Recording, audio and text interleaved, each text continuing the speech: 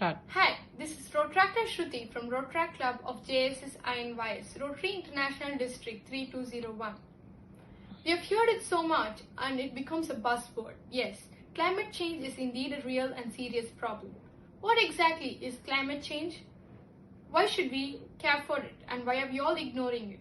What could be done to fix this global issue of climate change for free? Let us have a clear picture of where is our position on this global issue of climate change. Basically, there are three groups of people linked to this issue. Group 1 is composed of the scientists associated with IPCC, International Panel on Climate Change. These scientists believe that recent climate changes have been due to the man's burning of fossil fuels and their way of life. NASA has said that we have already exceeded the climate tipping point.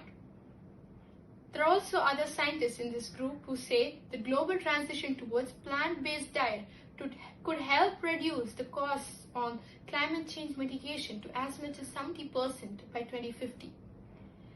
Coming to the next group is the group 2, which is composed of the other scientists who are also called the skeptics, who don't think of it as an alarming issue. They say climate change could be due to the sun, the clouds, the orbital rotation of the earth, ocean acidification, and so many other reasons. None of this is clearly understood and they don't have a clear evidence to show the carbon dioxide emission is the major factor which is dominant for climate to change. But apart from this, there is more of agreement between these two groups of scientists. Number 1, the climate has been always changing. Number 2, carbon dioxide is a greenhouse gas without which life on Earth is not possible. However, in excess could be dangerous to the planet. Carbon dioxide emissions have already exceeded their limit and is causing the phenomenon of ocean acidification, which is a major threat for ocean food web. Since the time of industrialization began, humans have invented the aeroplanes, the faster cars and whatnot. Everything that has been invented was the utilization of natural resources for our own benefits, and we have forgotten on the rules of sustainable development. We have invented devices, including the device you're using to watch this video.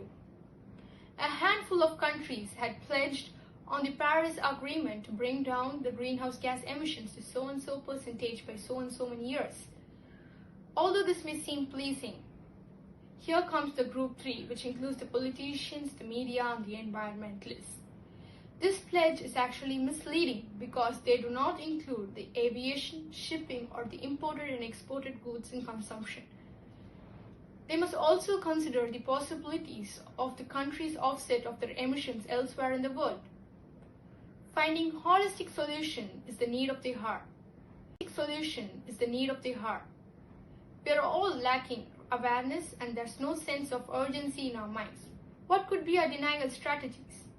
We are just thinking that this is a distant environmental issue and there will be someone to solve it.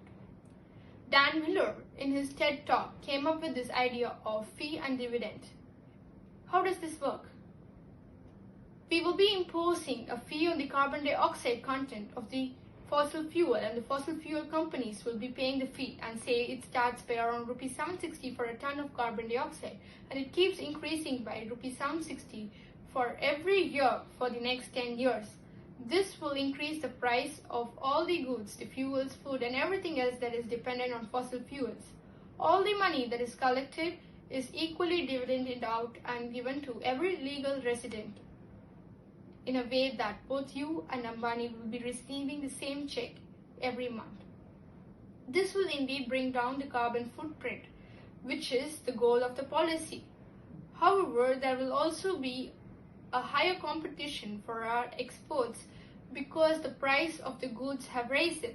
To overcome this, we will also be imposing a board duty on all the goods that come from the other countries that have not implemented this policy of fee on carbon dioxide. For example, let's take Russia has planned to implement this fee on carbon dioxide policy. Then they can, as usual, send their goods to a country. Let's say dioxide policy. Then they can, as usual, send their goods to a country. Let's say if Europe has not decided to implement this policy, then they will be charged an extra amount for the goods to come into our country. In this way, every country will have their own choice whether to pay for the other countries or to have the money for their own economical growth. This will also accelerate the countries to move towards lesser carbon emissions and shifting more towards renewable energy, and will also increase the GDP on the other hand. Most importantly, the poor and middle class families are most benefited by this policy, because more than what they pay for the carbon dioxide consumption, they'll be getting more through the dividend. Coming to our present scenario, although there is an expected drop down in the greenhouse gas emissions due to the global economic crisis caused by the COVID-19 pandemic, this is just a short-term good news, because as soon as we engage back on our economy, the pollution levels are going to go up.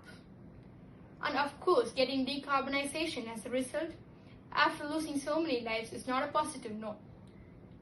In fact, every great change in our history has started from the people. We don't have to wait. We can start it right now. Be the change you want to be. Thank you.